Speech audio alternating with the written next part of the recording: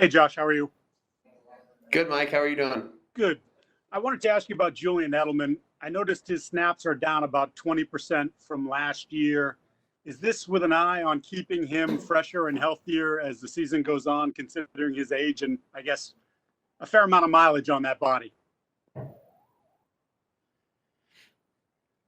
We're just trying to, it's a long season, obviously, and there's obviously certain games where Julian plays, a really large number of snaps, and then there's some other situations where we can kind of give him a rest and get him out of some of those other scenarios that maybe he's been in the past, but probably doesn't have to do as much of that stuff at this point in his career. Certainly, when you got players that you just want to make sure you manage them and be smart, handle them the right way. He does a great job of communicating that, and we try to do a good job during the course of the week of practice of doing the right things, and then being smart about what we're asking him to do during the course of the game, so he can be the most productive he can be. Obviously, he's a big part of what we do, and we want to try to make sure that we can sustain that throughout the course of a long season.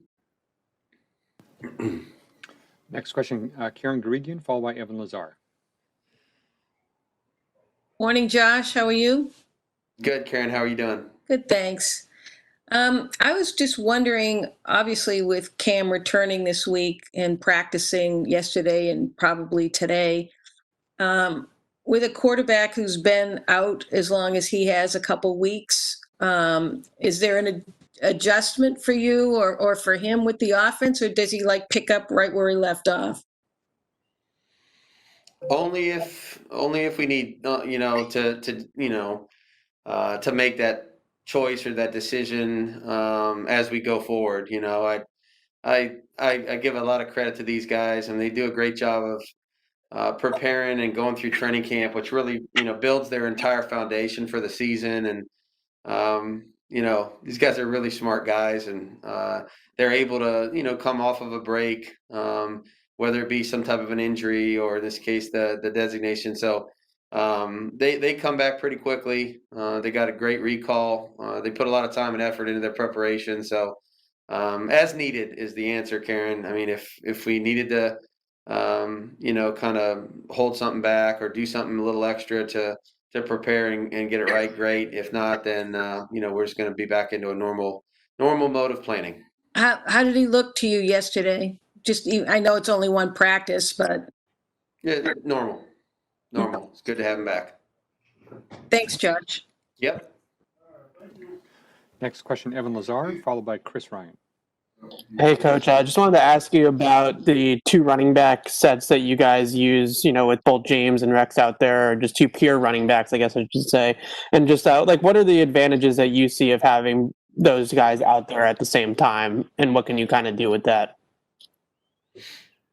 Yeah, two good football players, so it's, we have a lot of different packages of personnel and can do a lot of different things out of a number of them. And so, having Rex and James, or Sony and Rex, or Damian and, James, I mean, whatever the combination, JJ's been in there some too. So, you got good football players on the field. You try to use them the best you can. Those guys are all very unselfish players.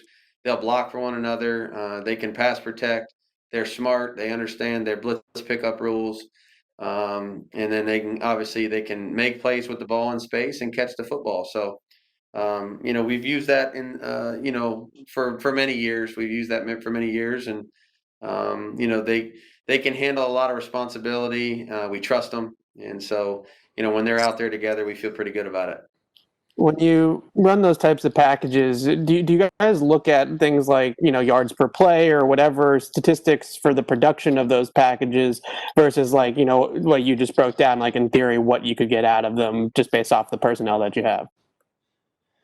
Yeah, you do, but I think at the same time, just because you put a personnel grouping on the field doesn't result in a certain, positive or negative play. You got to look at why the play was productive or why it wasn't, and try to, correct that or continue doing it if it was a good thing. So, there's a lot of reasons for success or failure in our league on any given play. And so when you take a personnel grouping just on its own and say it's not very productive, or it's really productive, sometimes you got to make sure you dig deeper and look at the why, because the personnel grouping itself, just because we put it on the play, doesn't gain yards or make first downs or score touchdowns. The guys that are out there execute and do a good job, and that's why it's productive. And if for some reason we're not having as much success as we would like or we think we might, then we got to look at what that reason is and then try to fix that and coach it. So that's really, kind of how we look at all our personnel groupings. Thanks, Josh. Yep. Next question, Chris Ryan, followed by Yofi Chen. Hi, Josh. There's a feeling, and it's pretty obvious through the years that Julian Edelman's assets meshed perfectly with what Tom did as a quarterback. How do you see his assets meshing with what Cam does and his skill set in that realm? Julian could mesh really with anybody. Because he's a good football player. So I just think what you choose to do with players based on what your offense is becoming or what you do best, that could change or shift based on, whether it's the quarterback, the offensive line, a group of receivers, whatever it may be. But I think Julian has had chemistry with every quarterback that he's played with. He's played with Tom, he's played with Brian, he's played with Jimmy, he's played with Jacoby, he's played with Cam. I mean, he's played with a lot of different guys here. I know certainly Tom more than the rest, but he hasn't had a hard time producing when he's been in with other guys because he does a lot of things well. And so we trust him to continue to do that. I know he and Cam have a good working relationship in terms of what they can do with each other on the field. And, we're still in the infancy stages of the season. We're still building and growing as an offensive unit. We're still trying to figure out exactly what we may be able to become and how we got to work to get there. And Julian will certainly be a part of that with Cam as we go, and kind of evolve in our passing game. Along those lines, what do you see from N'Keal Harry this early in the season, and what growth have you seen from him in particular? N'Keal he's worked really hard. He continues to work really hard at his craft, and he's in his second year, so he understands the offense more. He understands what to expect on the other side of the ball. He's playing more positions, and he just works to try to improve every week. And so, he's blocked. He's been very unselfish. He's been very physical in terms of what he can do and help us in the running game. And then he's also, made an impact with some plays in the passing game. So again, it's nothing's where it's going to hopefully eventually be with any of our guys yet. And so we're going to continue to work hard with them. I know N'Keal's putting a lot of time and effort in to continue to improve as we move forward. Next question, Yofi Chen, followed by Steve Buckley. Thanks, Stacy. Josh, question about your two backup quarterbacks, Brian and Jared. So they were not supposed to play KC, but they did. Last week, they prepared for Denver, but didn't happen. Now Cam is back.